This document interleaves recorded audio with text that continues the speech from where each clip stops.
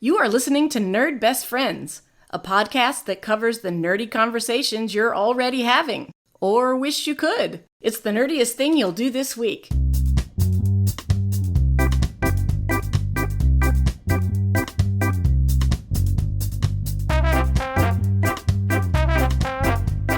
Happy New Year and welcome back to Nerd Best Friends. I'm Analese and I'm here with my best friend, Rob. Hey, it's me, Rob, your best friend, your podcast host, and your guy who fakes all the words to Auld Lang Syne.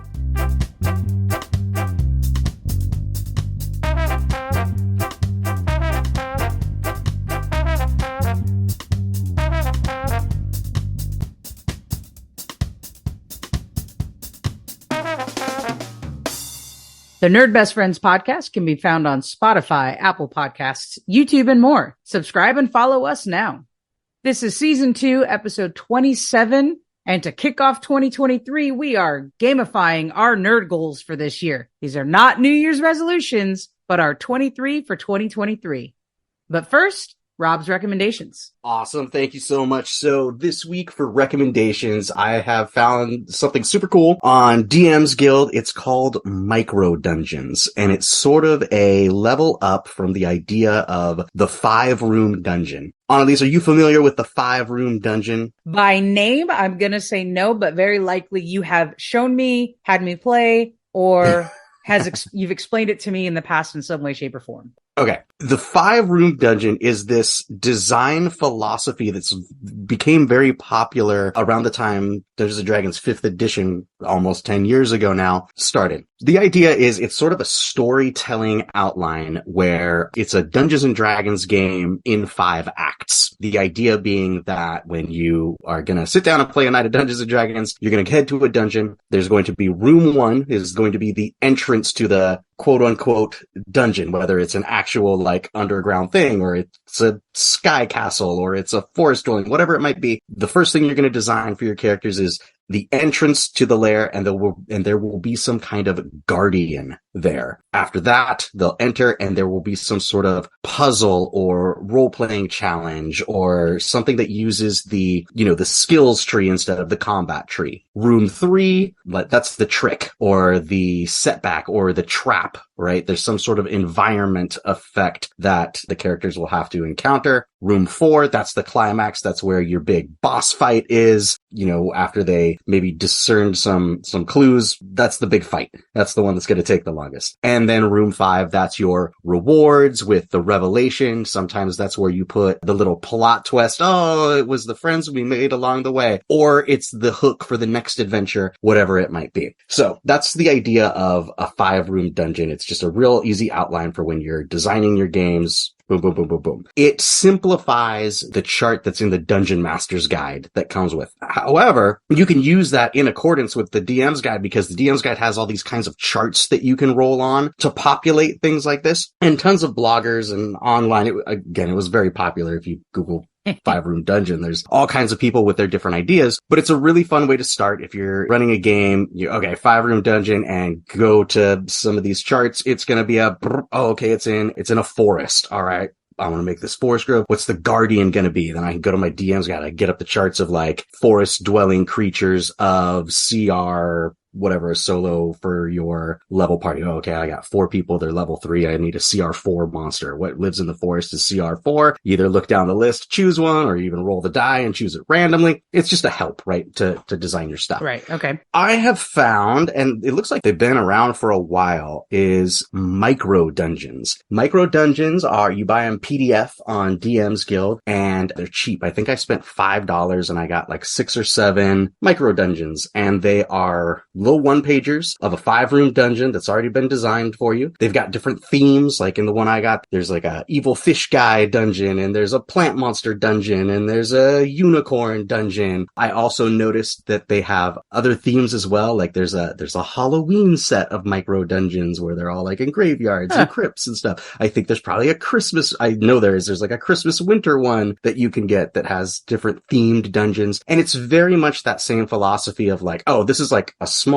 one-shot dungeon. It follows a pattern, but we've done all the other part for you, and we've come up with like a fun little theme and some extra details. Here you go. The other thing that's cool about it is they give the monster stat blocks at different levels. So if you've got low level players, you can play it one way. Okay. If you've got mid-tier players, their stat blocks are harder, but the same creatures, and then super bad hard for the same creatures as well. So wherever you want to throw this in, you're set. And so I think it's really well done, and I think they're a great price, and I got to talk about Dungeons and Dragons. When you were describing that, it reminded me of the one shot we did last winter with Andrew and the ice tunnel. That sounds very familiar. Although you don't necessarily force the players into all of those dungeons, right? It's possible that they just decide to skip one and that skips part of the adventure. Oh, there's a whole philosophy. I think like you could look up like the 9 different dungeon designs for the 5-room dungeons, and they've all got little nicknames as far as like, do you make it go in a train, which is like room after room after room? Sure. Do you do a branch? Do you do a spiral? Does one loop around each other?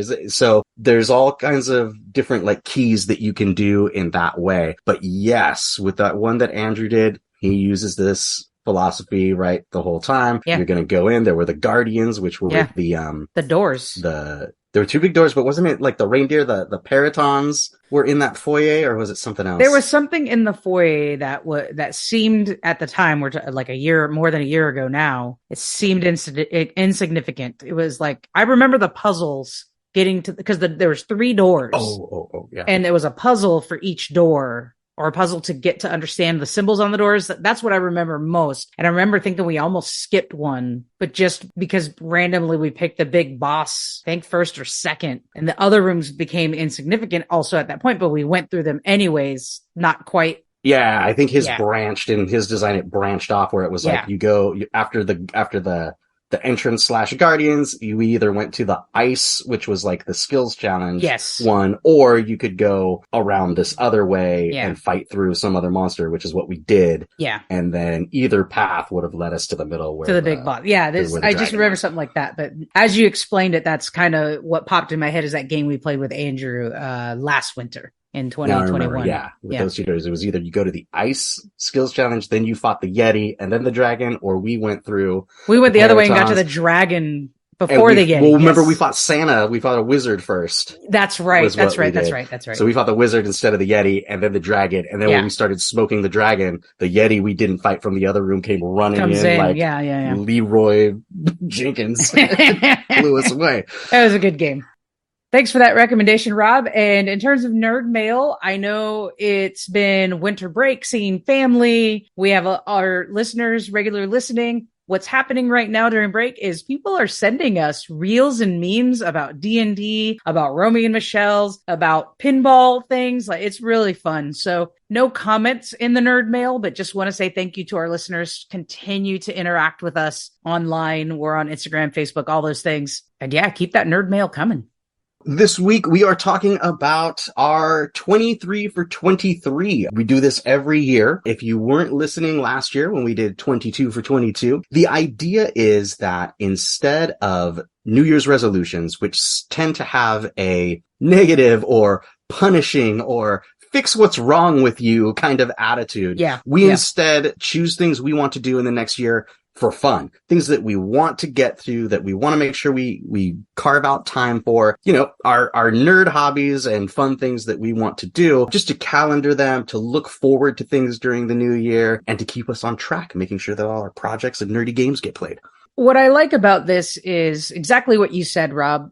I think both of us are just not fans of New Year's resolutions. I think we've talked philosophically just as best friends before that if there's something you need to fix about yourself, you need better health, you need to, drop some pounds, you need to XYZ, whatever that thing is, could be negatively perceived as a New Year's goal that is then not met. Really find the time to do that separately than when the calendar turns over to the new year. So this way, which I came on and joined you all in doing this, I think a year or two after you started it with your family, has been a really great way to just look at the entire year in terms of other goals versus self-improvements, right? Like, I think everyone now doesn't like the nerdy girl with her hair up and glasses on and wears frumpy clothes at the beginning of the movie. All she needs is makeup and a haircut and take her glasses off to contacts. That's what New Year's resolutions are to me. This instead is a goal of things that are good and fun and healthy and gamifying things throughout the year. Exactly right. So the first year that we did it was 19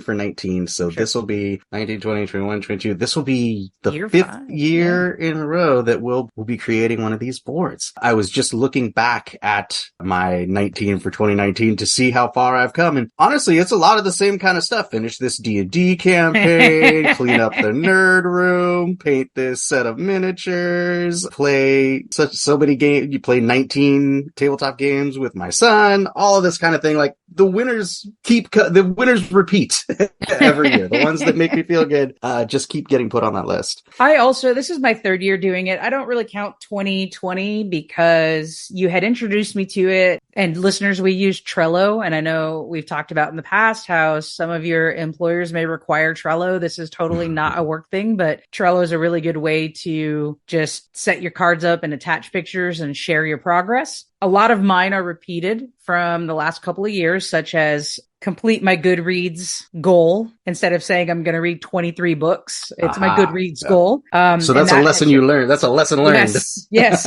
I did 21, 22, now 23 new movies or shows. So that's one that I've repeated. And have you been successful on that? Yes, because what was helpful in 22 was having my stepdaughter came and lived with us, and we had a foreign exchange student, and they wanted to watch stuff all the time. So we had like movie nights during the week, and they would pick these funky, random, like horrible movies. But, all the streaming stuff, they'll pick something random and we'll make fun of it the entire time. So I was able to keep up with that and easily hit over 22 this year because of that. What I tended to start doing is counting individual episodes, which was a little bit of a big shift for me. So if I watched a Netflix or Amazon Prime or HBO Max series, I would count an episode as a new watch because time is getting trickier. Gotcha. See, I used to have that on my, watch 19 new movies or watch 19 new things, watch 22 new things. Yeah. And I never made it. I mean, sure. I'd be like, wow, I watched 12 movies this year. It seemed like a lot, but it was almost halfway of what I needed, Yeah, I just never hit it. Yeah, and you're right. 23 is a lot, which is why the individual episodes will help me make that goal, right? I don't watch a lot of television as it is or new stuff as it is. So doing an episode, that means one series that has 10 episodes is going to be almost half. Yeah. Okay. Yeah. So that's how I shifted that one. I also thought about putting podcasts on there, right? Mm-hmm. What if I listened or watched to new episodes or shows or that could be possible. But then that becomes tricky because I've gotten into recently listening to NPR's Up First. That's a 13 to 15 minute show every day. Mm-hmm. I wouldn't put that on my Trello board. That's 15 minutes. I don't know if that counts as an episode. So I feel like with stuff like that, you're almost spending more time logging on the card what you've done than actually enjoying anything. That's very true. Well, let's talk about 22. What are some of your highlights of the goals that you made for 2022? Okay, so like you mentioned, as far as the mechanics of it, it's a super easy Trello board. It's 3 lists. Ideas, I move them over to in progress once they're in progress, and then I've got a third one for finished or mission accomplished. And that's it. You've got your huge list of ideas. Or I don't know how you do it. In the past, I have come up with like 23 things, or, I would say like, oh, it's 23 for 23. I'm going to put 23 things on my ideas list, and I'm going to try to move over all of those 23 things. I don't do it that way anymore. Now I put like 50 things on the ideas list. Sure. And then, when I'm like, oh, okay, I just finished something, move the card. I'm going to pick something else. I've got this menu of things where I can say, okay, what do I want to put, what do I want to start next, or what makes the most sense to start next, instead of, you get to the last quarter of the year. There's like 4 things left on that list, and I'm staring at them like, I don't feel like doing any of these. That turned into a chore. What am I going to do? So that's how I did it for 2022. And sure enough, there's still probably 15, 16 things on my ideas page. A lot of that actually had to do with the fact that shipping was, oh, sure. and logistics was so bad at the beginning of 2022. There are Kickstarters that I was sure I was going to have, in the summer, paint this box of minis, paint this new game when it arrives. Still waiting. Right. So some of those didn't get done. I mean, that's a really good shift that you made over the years. And I remember you saying something about that last year, that you're going to put more than 22 things on the list. What I did is create a fourth card. So I made my initial list last year for 22, this year for 23. My initial list of the 23 things that I think are my priorities right now. Obviously, 2-3 months from now, tomorrow, that could change. So my fourth card is a wish list. So I have wish list. I have let's do this, doing it, and done it. That's how I list my cards or my categories. So if I down the line am looking at my let's do this list and I see like go on 23 bike rides. Rob, my bike has been sitting needing repair for 3 years now. Oh boy. At some point I'm like, I'm probably just going to move that to the wish list and move something else over as my goals shift throughout the year. Okay. So but you could also make a card on your to-do list that says get bike fixed. And that's just one thing you can do. That might be actually already on my list for 23. Spoiler alert. There you go. Talk about that, how that happened and some highlights of what you did accomplish for 22. Okay. Let's talk about so things there we was, finished.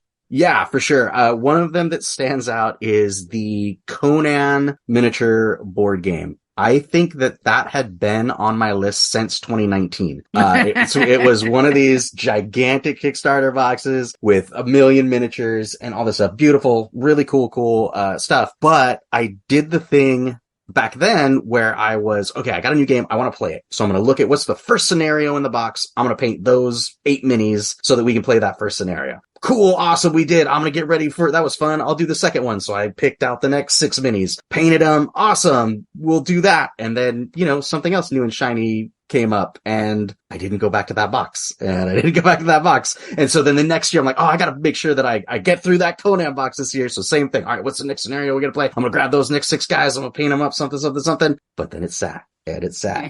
So I changed my philosophy. I've changed my practice this year to when I get a box, when I'm going to dive in, I'm getting it done.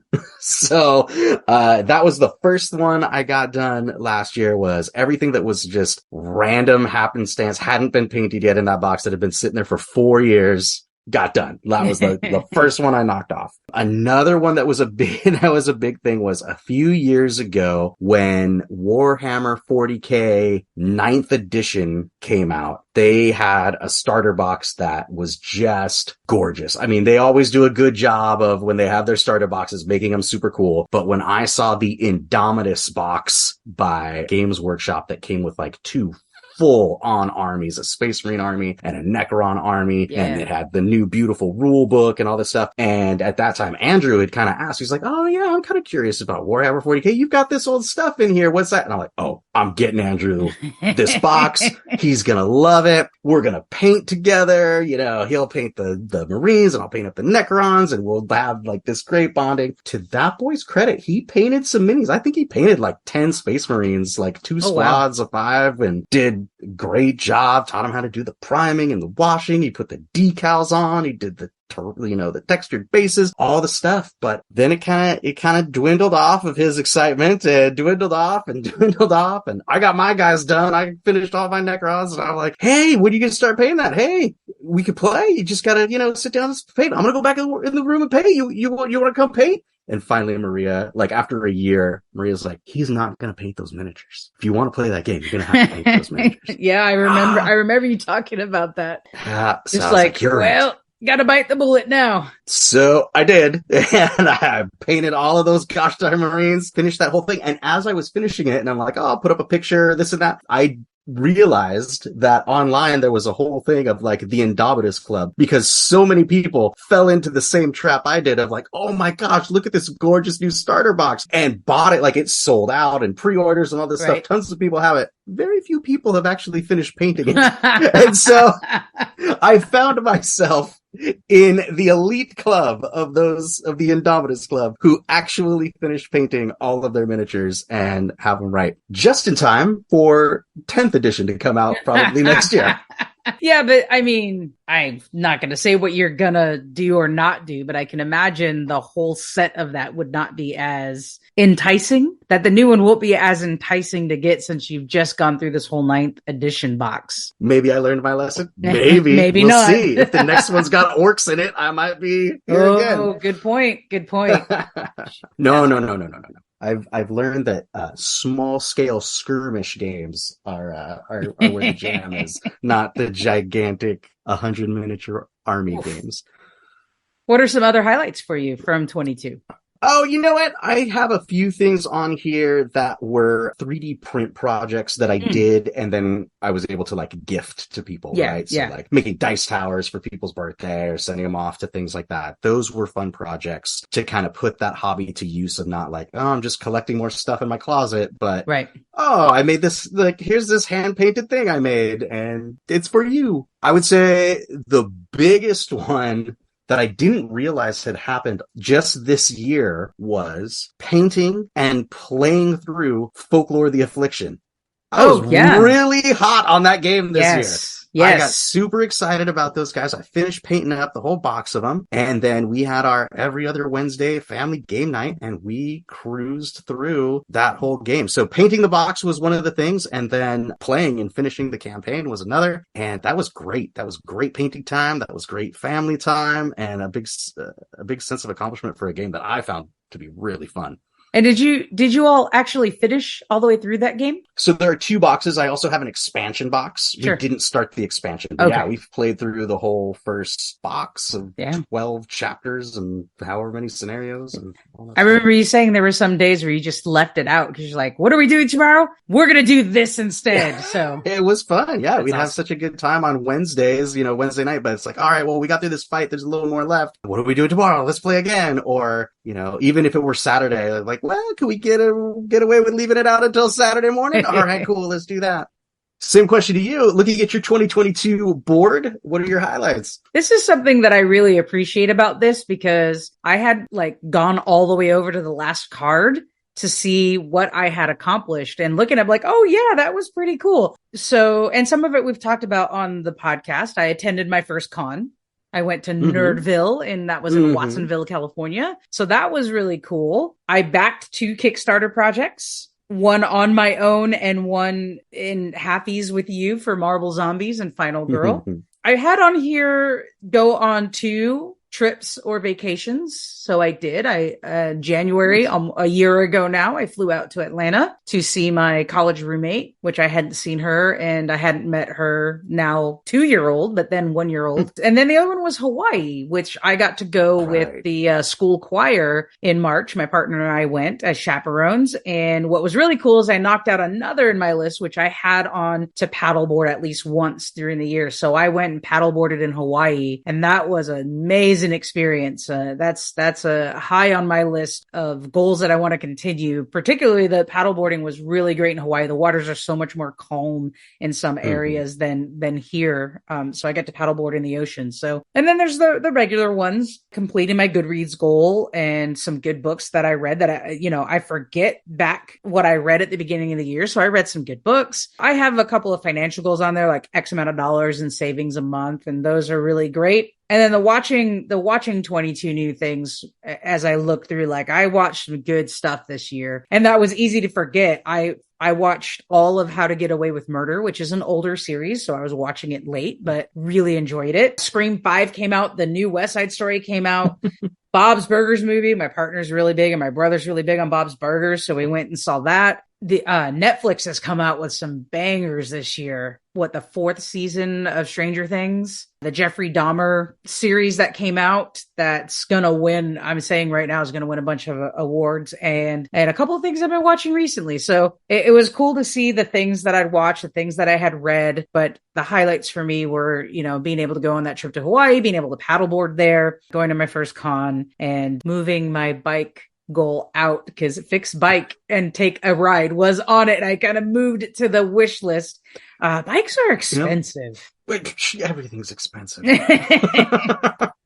So you were talking about, we were kind of messing around with the list and thinking ahead. My wife, Maria, has come up with some different ideas with the whole thing of like, oh man, 23 is a lot. Doing 23 of something is too much. Like you were talking about reading 23 books, watching 23 new things. Like that's pretty big. So she's come up with a cheat where it's like, well, it's 2023, so let's do 3. On a card, be like, do this 3 times, do this 3 times. Or maybe because the numbers are starting to get so high, it's not 23, but it's 2 plus 3. It's 5. And maybe next year it'll be 2 plus 4 is 6. That's a good Almost idea. like a restart because, oh my gosh, it's just going to get more and more unattainable as the numbers go up. Agreed. So. And one thing I thought that I did in 2022 that I carried over to 2023 is go for 1 a month. So my goals are 12, right? Gotcha. Each month I'm going to do this. So I'm going to save X amount of dollars 12 times. That's my Goodreads goal. Read 12 new books. I am changing the watch new things to 12. If I can watch 1 new thing a month, and that's not going to work out favorably. Like I'm not going to do 1 new thing a month, but maybe it'll even out. Right. It'll even out because 1 month I might see 2 movies and 1 month I might see none. So I think going by the month for me is going to be really what I hinge on for those numeric goals. Talk about some regrets. Oh, regrets. Oh, I remember. Oh, good. I was just going to say the bike one. I've already mentioned it 3 times, but go ahead. Okay, so I also have a bike one, and it is, I remember on this show last year when we recorded, and we were going through, and I was like, I'm only putting fun stuff on here. It's just going to be full of painting and playing games. That's all. I'm not putting any of these health ones. I'm not, there used to be ones on there about like weigh in 19 times with a smaller number than the time before. Work out 3 days a week for 22 weeks, like all this kind of stuff. And I specifically said, I'm not putting these health ones on here. I don't need that. One of the most unhealthy years I've ever had in my life. Oh my gosh. Oh boy. So does that mean you changed your plan for 2023? Do you have something? Yeah, I'm gonna have to put something on there to get my fat butt out of my painting chair and maybe get some fresh air and exercise. Holy smokes. Well, 2 surprises for me that were not on my list is I am actually working out 4 times a week now. There's a great local gym that does, it's kind of like cross training. It's not CrossFit, so it's not that intense, but they basically set up 6 stations and they have 4 different types of workouts. What's been really great is they offered a free month back in July. I joined it for a couple months and then went, it's kind of expensive, got other things going on. And what they actually offered me, because they're a small local gym and not a giant chain, is once a week I go in and clean the gym at the end of the day. On Sundays, I go in and clean the gym, and that pays, I go 4 times a month, and that pays my membership. So big shout out to them for sure for doing that. So I go 4 times a week before work. And then on Sundays, I'll go and work out on the last workout of the morning and then mop and clean everything. I've been doing that for a few months now, and that's not even on my list. And I kind of feel like I don't want to put it on my list because I don't want to make it a goal. I just want to keep going. An extra thing. Yeah. That's what I had thought. Yeah. I think that's what I had thought last year. Like, I don't need to put that on the list. I'm just going to do it. Turns out Rob needs that on his list. So what's it going to be? What are you leaning towards as you are adding things to your 23 cards? Oh man. Well, I rolled over a lot of things because, like I said, I put like 50 things on for 2022. Sure. So all of the ones that I didn't get to, I just copied over. Now I did do some editing while I was copying those over as I looked at projects and went, you know what? I don't really need that one after all, because I have something else that replaces it. There were a bunch of 3D printing projects for a set that I had kickstarted that had like these cool like bridges and ruined houses and this kind of stuff. And I was like, kind of already have ruins and stuff like that I would use. I don't need this one anymore. So I didn't copy those over. A lot of making sure that I get caught up with Kickstarters and games that I have bought that haven't been painted or played. That's a real priority. Is okay. They're rolling over again. Some of them are rolling over again this year. It's like, at what point do I pull the ripcord and sell that stuff? Like, you know what? I didn't make it a priority. I guess I didn't want it anyway. Let's get it out of here. Right. So you mentioned a lot of stuff like that. Yeah. You mentioned the health thing. Are there any other kind of quote unquote regrets from your 23 that you have shifted for this year? great. Let's see what's left on the pending right there in the middle. We talked about it either last episode or a few episodes ago with the Hero Quest. I was really hot on Hero Quest. Yeah. I got Hero Quest for Christmas last year after we did our gift episode. Right. And I put it out to the universe that I was really excited and wanted that game. Got it. Opened it on Christmas morning, just like it was 1984 and I had gotten it when it came out the first time. And I made my big plan to make my 3D board and the magnets and all that kind of stuff. And then I mentioned that all of a sudden, like in early November, I couldn't get a hold of the materials anymore. Oh, yeah. I couldn't get the magnets. The magnets, yeah. So all the terrain is painted, all the minis are painted. And the third leg of that trifecta to be ready to play was to have that board done. And that one, the rug got yanked out from underneath me a little bit because all of a sudden the little 5mm ball magnets that I needed, instead of being, I don't know, $20 for 500, are all of a sudden like over $100 because they're not making them anymore. Right. So I will get that done, but I was like, wait a minute, let me see if I can find a better way to do this before that gets done. So that one had to be moved to 2023, which I was bummed about because I thought it would have been really cool to turn that whole thing around, especially at the scale of awesomeness it is going to be with that 3D magnetized board. To have that, got it for Christmas 2021, played it Christmas break 2022, from start to finish, but that one didn't happen. To be fair, part of that year was not having a 3D printer because yours broke and then you waited to save up for your new one. So you were out of commission on some of it for a chunk of the year too. I suppose, I guess if I looked at it that way, if I had that 3D printer the whole time, I would have had it finished before those magnets went crazy. Yep. Death magnets. Yep. So. Death magnets. Well, I think that's what happened is they got banned because if kids were swallowing them, children swallow it. Like if they swallow one, they're probably okay. As soon as they swallow two and those super strong magnets start trying to attract to each other in their intestines. That's not good. Yeah, nope. So well, I will say we can't have nice things. Thanks, kids. I will say one thing that was a surprise for me as well that now is part of my 23 is the mini painting, which I didn't get into till the spring and was a little hesitant. I will say I'm like way amateur. I'm not really going to go beyond like the games that I have, maybe a few more that I get along the way. I don't know that this is going to be a forever hobby for me, but it sure has been pretty eye-opening and fun to get a little bit better painting Dark Tower, although I only did a little piece of Dark Tower and you did most of the other work. After Dark Tower were some random games like the Unmatched games that I had got or been given to me as gifts. And then of course, Mansions of Madness, painting all of those minis. And at some point you realized actually that you have a shared goal with your wife, yourself, and listener Juliana. Your goal was one mini a week. So special podcast guest, Juliana. Oh, and our guest on the Firefly episode, of course. But the 52, you came over and you're like, you've absolutely finished the goal that we have for 52. So now you've joined me in for 2023 to do 52 or one per week. And I've already started because I'm still painting Final Girl. So that's the idea is we give you a couple weeks to get ahead because sometimes you don't get a mini painted for a couple weeks and then you got to catch up and all that kind of stuff. So if I'm painting like each vignette of Final Girl has the murderer, monster, bad guy, and then 2 Final Girls. So each vignette that I'm painting is 3. So I know sometimes I'll just post 3 and it's 3 weeks, even though it didn't take 3 weeks. So, and then Final Girl Series 2 is coming in this calendar year. I have an expansion pack for Dark Tower coming in this calendar year. We have the Marvel Zombies coming in. I want to say there's one more thing that I'm going to be painting. So I will easily hit 52. And that's a surprise from last year to this year. I have put that card in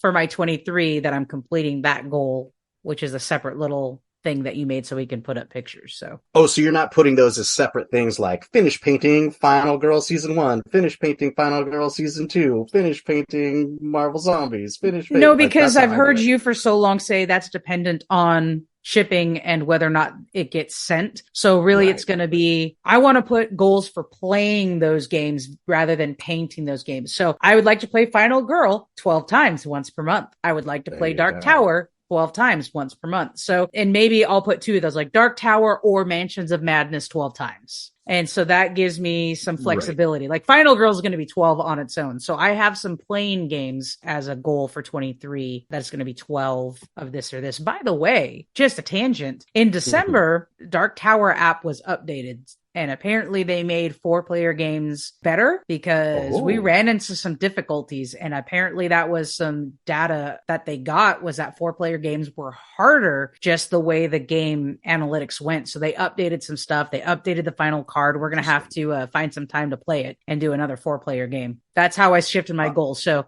I would like to play Final Girl Series 1 or 2 12 times. So if I don't ever get season 2 or series 2, I can still play series 1. Something that also came up last year around this time, or maybe earlier, was that app that I found, Board Game Stats. Oh, yeah, that's right. If you've got goals for playing different games and getting those, you might want to pull the trigger on Board Game Stats. You guys, if you do follow, I know everybody listening already follows the podcast at Nerd Best Friends on Instagram. But if you also followed at Ale Gulper, which is me, posted my stats at the end of the year of what games and how many people I play with. It gives you the hours, the breakdowns, how many in your collection. I really like the BG Stats app. It's really fun to see who I've played with the most. It's really fun to see which games I've played the most. It's motivating to think, like, to look down at the bottom of the list and be like, oh, you know what? That's funny. Like, I think really highly of my friend so-and-so, and I only played 2 board games with them this year. Yeah. I want to do better next time. It's also, we'll say, motivating to see the stat of, like, you've played 27% of the games in your collection. It's like, oof, that's not enough. Wow. I think I need to play more games.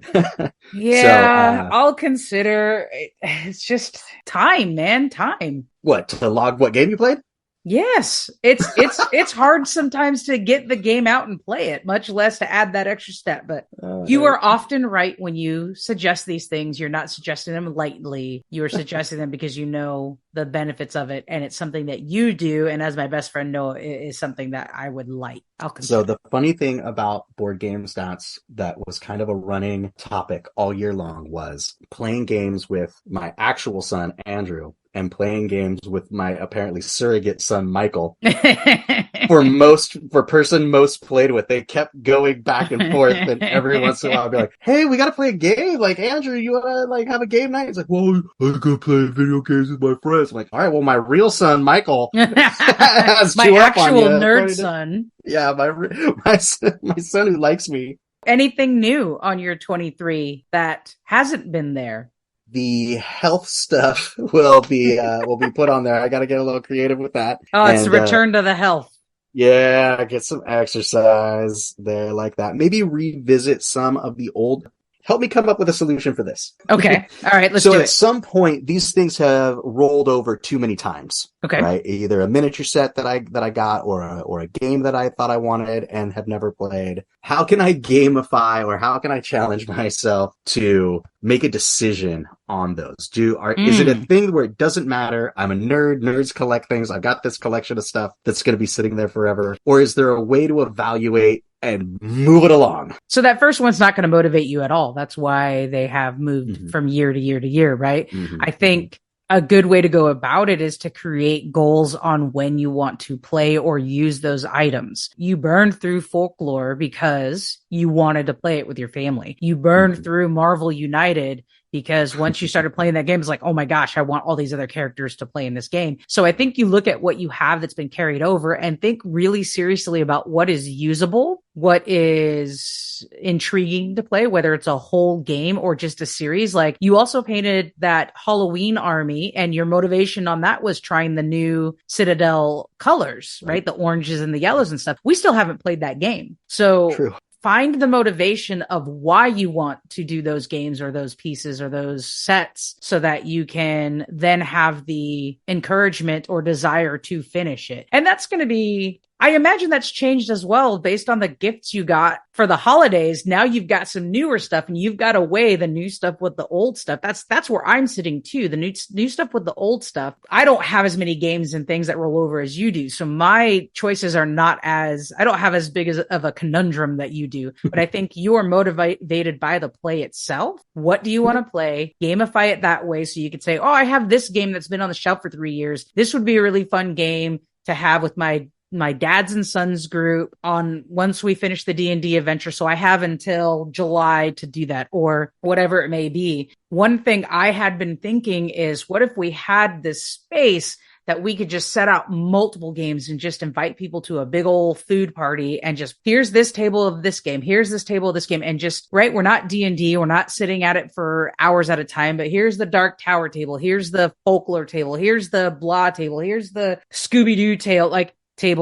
and just play stuff. So imagine if you had that type of output, then maybe you could figure out which ones you would actually go sit in and paint. Okay, well, I like that you turned it to like a imagine part at the end, because honestly, the idea of strangers eating food and licking their disgusting fingers and then touching my games made my stomach turn inside out while you were describing it. Okay, the food will be in a different room and everyone must wash their hands before they enter the game room, but you know what I mean. You know what I mean. I don't mean strangers, I mean our friends. Oh. I mean, down the line, I think a game bar restaurant could actually be something really good in this town. But I just mean what if we had a space where we could play all that out and just invite our friends? That's an off podcast conversation. But point is, having something like that to work towards, I think will help you decide which ones you're going to actually continue to carry over. You're right. The end goal has to be being excited about playing it with friends. That's the whole point of these games in the first place, right? Yes. All right. More to come in this year's episodes of Nerd Best Friend Podcast.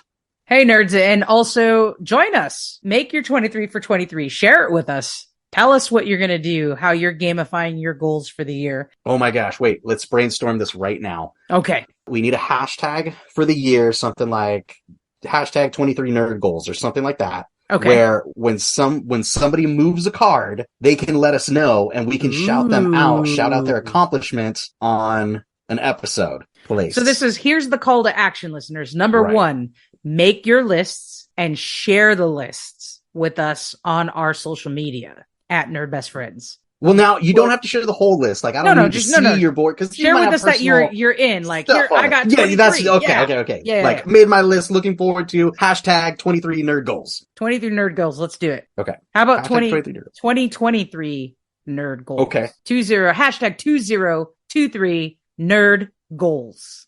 All right. So yes, this week, before you once you listen to this episode, you got to let us know you're in, you did it, you made your board. And then as you start finishing your fun, nerdy things, you can also, DM us? They mail us at podcast@nerdbestfriends.com. Hashtag 2023 nerd goals and then add us. Okay. Or we'll find it. Yeah. Okay. Yeah. That's the point of hashtags. The searchability. Well, you make a point, Rob. If someone's not on the social medias, they can email to us their progress, podcast@nerdbestfriends.com. Right. I cannot wait until we are reading nerd mail that's like, oh, listener Bartholomew in Arizona moved his mission accomplished card for painting his collection of 32 millimeter Zorn action figures that he's had sitting on the shelf since Star Trek The Next Generation debuted. Bartholomew, huh? His friends call him Bart. But, Bart, but there were so many Barts when he made the social media accounts, thanks to The Simpsons, that he used his whole name. And it's like at Bartholomew 2 even, because there wasn't even a 1. Oh my gosh. Do you remember The Simpsons tape that came out in the 80s with songs like the album? Bartman? Yes. Hell yeah, I do. Oh my gosh.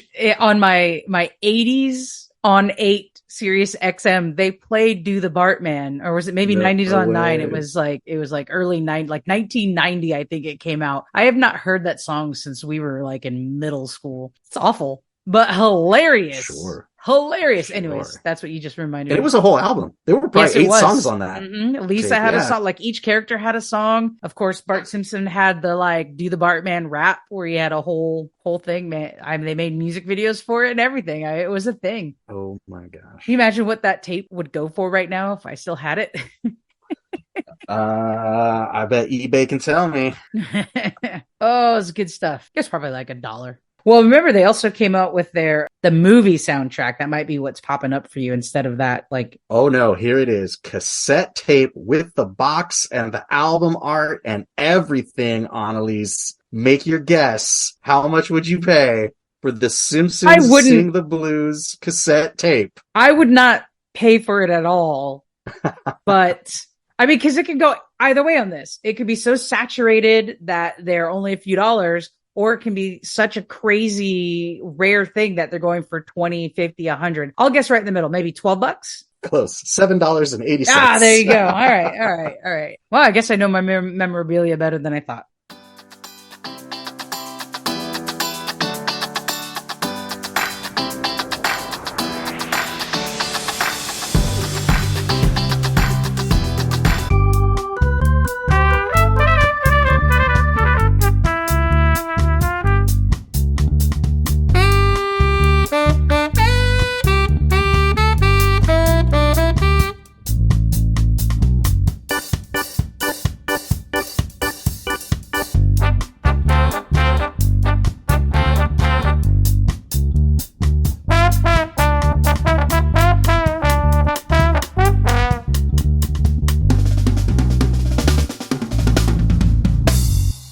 So we have your call to action, nerds. Figure out your 23 for 2023. Hashtag it, share it with us.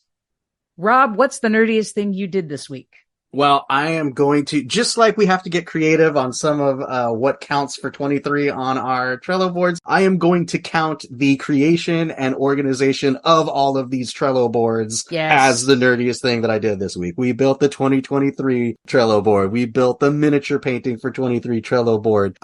This is a silly one. My wife and I are going to do a spicy chicken sandwich challenge where we're going around to all kinds of local places and trying and comparing their spicy chicken sandwiches. So I made a Trello board for that, ranked 1 through 5 hot peppers, and we take pictures and we try them and then we rank them on the board. You had to manage that. I do a bunch of management as well on the cards themselves. You know, the Paint All the Hero Quest miniatures card. Like, I list out all the miniature sets so that I can keep track of what I've done. It's like, especially if I have to take a break and come back, where am I at? Some of the 3D printing projects that I'm doing have a lot of different pieces that I want to make sure that I'm doing in order, and so that I can paint them with the same paints or whatever. So there's a lot of management in that. So I've been just deep in it, in the Trello boards. And to be very clear, if you're not following along, Rob has his 23 for 23 card with all the cards in it, but also separate boards for some of those within the 23 for 23 board. So that's, you do manage a lot more than I do. Yeah. So like one of the things that's been on there forever is to finish our Princes of the Apocalypse D&D game that we started in like 2015 or whatever it might be. But that is also its own separate board to help me keep track of the miniatures I have to paint, the dungeon tiles I have to build, like what level up milestones there are and all that kind of stuff. So yeah, it's a lot. I love it. All right. What's the nerdiest thing you did this week? So for me, it was a little bit towards the end of December and into the beginning of January. I finally had a chance during winter break to watch the Netflix series Wednesday. Mm-hmm. My goodness, it was so good. It was so good. So I'm going to say 2 things about it. Number 1, I really appreciate there was a lot online about the casting, and we were used to seeing a certain type of Gomez Addams. Tim Burton went back to the 1930s comics and hired an actor that looked like that. So there's a lot of talk about that, but I appreciated the casting. I didn't know it was Tim Burton. I did not pay that much attention, and I tried to swipe by when things came up on social media so that I could watch it authentically later. And you get through the first like 10, 15 minutes of the first episode before the title card comes through. And I'm like, man, this is Tim Burton, like check boxes like this is, and then all of a sudden, boom, created by Tim. I'm like, oh, okay. But what was really funny, I had to pause it. I lost my stuff, was in this iteration of the Addams Family, the main character is Wednesday. It's focused on her and it's played and portrayed beautifully. The storyline is so good. Wednesday goes to like a private school called Nevermore after Edgar Allan Poe. So everything is Poe-ish and it's really cool. All of the episodes have the word woe in it. It's all really brilliantly done. They have a yearly dance called The Raven. Just all this really good stuff. But there's a flashback sequence in the show because they have Gomez and Morticia having attended and met at the school as teenagers, so that they have them knowing each other as teenagers. So they're going through this flashback and it's like when we were at the Raven, when we were in school, and this big sign comes on. It's like Raven 1990. And I paused and went, why is this flashback 1990 and not like 1970? What is happening here? I flipped my lid. That flashbacks now are like when we were in school. Yeah, the far away time of 30 years ago, 1993. Oh my gosh. Anyways, that being said, it is phenomenal. It is so good. I heard they signed on to season 2 and I'm excited. I'll add you to the list. I've heard nothing but glowing recommendations of that show. Maria watched it. Our coworker Sergio and his daughter watched it. Can't stop talking about how much fun he had doing that. So, all right. You might even enjoy it, Rob. It's not horror. It's not horror genre scariness. It is pure it's Addams Family good. All right. Next episode, we will bring on special guest Allison, who just won Best in Show at the LA Comic-Con cosplay competition. Is that right? That sounds like a big guest for us, Analese. That sounds like a get. I am so excited to talk to Allison. I have not shown you the pictures of her cosplay win, but she just won Best in Show. Best in Show at LA Comic-Con at the top level. And we're lucky. We're lucky. Allison and I marched in the USC Marching Band together, so I've known her for quite some time and have watched her progress over the course of time as she's entered some contests. She's met Adam Savage because of her cosplay, all kinds of cool stuff. So I'm really looking forward I'm going to show you off podcast her pictures. We're going to have her on the show next episode. Oh my gosh. All right. Well, I'm excited. Remember to subscribe, share, and give us that 5-star rating wherever you get your podcasts. Follow us on Instagram, Facebook, Twitter, at Nerd Best Friends, or send a message by writing to podcast@nerdbestfriends.com. Well, I hope everyone had a safe and happy New Year's and holiday season. We're hitting 2023 running. Keep listening, keep sharing. Please follow us on all our things. Thanks for listening, everybody. Happy New Year.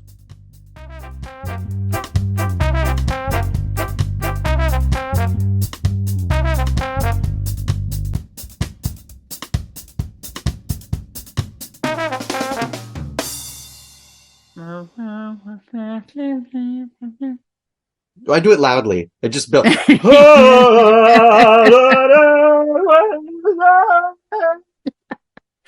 Popular.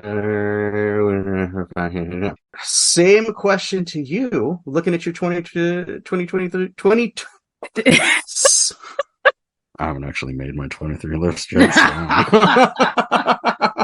So.